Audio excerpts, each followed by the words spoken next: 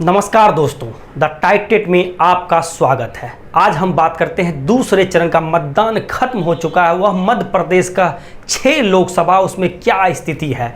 होने वाली 7 लोकसभा पर वोट डाले जाने वाले थे, लेकिन एक बैतूल का सीट जिसमें बीएसपी प्रत्याशी का दिल का दौरा पड़ने से देहांत हो गया, जिसके कारण उस लोकसभा को स्थगित कर दिया गया। तो आज हम बात करते हैं इस 6 लोकसभा में कौन जीत रहे हैं, कौन हार रहे हैं। आपको मालूम होगा ओपिनियन पोल और एग्जिट पोल में बहुत सारे डिफरेंस होते हैं, क्योंकि ओपिनियन पोल के बहुत दिन पहले बनाया जाता है, जिस बीच में चुनावी प्रचार चरम पर रहती है। दोनों पार्टियां का शीर्ष नेता हो, वहां के कार्यकर्ता हो, लगातार वहां पे प्रचार करते रहते हैं, लोगों को समझाने की कोशिश में लगे रहते हैं। लोग भी लास्ट तक मन बनाते हैं और वोट देने जाते हैं कि कौन अच्छे हैं मेरे लिए, किनको वोट डालनी है। तो अभी क्या स्थिति है, कौन जीत रहे हैं, कौन हार रहे हैं किस लोकसभा से, उसके बारे में चर्चा करते हैं। टीकमगढ़ की बात करें, टीकमगढ़ से बीजेपी प्रत्याशी वीरेंद्र कुमार खाटिक जी लड़ रहे हैं और कांग्रेस प्रत्याशी पंकज अहिरवार जी चुनाव लड़ रहे हैं। यहाँ पर स्थिति बीजेपी का अच्छा माना जा रहा है और यह 1 लाख के ज़्यादा अंतर से कांग्रेस प्रत्याशी को मात देंगे। तो टीकमगढ़ जा रहा है बीजेपी के वीरेंद्र कुमार खाटिक जी को। दमोह की बात करें, दमोह बीजेपी से राहुल लोधी जी चुनाव लड़ रहे हैं और कांग्रेस से तरवर सिंह लोधी जी चुनाव लड़ रहे हैं। यहाँ पे भी मुकाबला दिलचस्प है। इस दिलचस्प मुकाबले में लगभग 20,000 से 30,000 के अंतर से बीजेपी प्रत्याशी राहुल लोधी जी चुनाव जीत रहे हैं।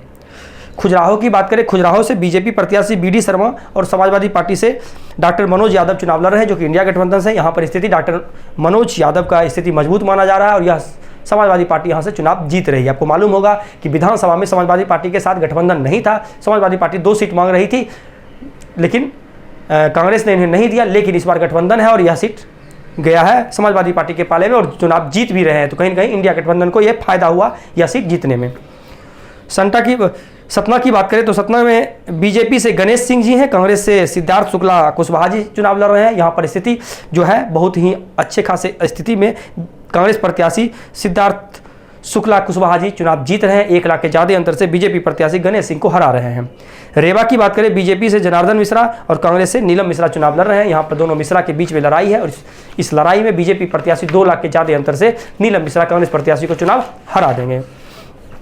उसके बाद होशंगाबाद की बात करें तो होशंगाबाद से बीजेपी से दर्शन सिंह चौधरी जी चुनाव लड़ रहे हैं, कांग्रेस से संजय शर्मा चुनाव लड़ रहे हैं। 2019 में भी यहाँ बीजेपी चुनाव जीती थी। इस बार भी दर्शन सिंह चौधरी अच्छे खासे अंतर से 3 लाख के ज़्यादा अंतर से कांग्रेस प्रत्याशी संजय शर्मा को हरा देंगे। तो होशंगाबाद, जिसको नर्मदापुरम भी बोलते हैं, वहाँ से बीजेपी प्रत्याशी चुनाव जीत रहे हैं।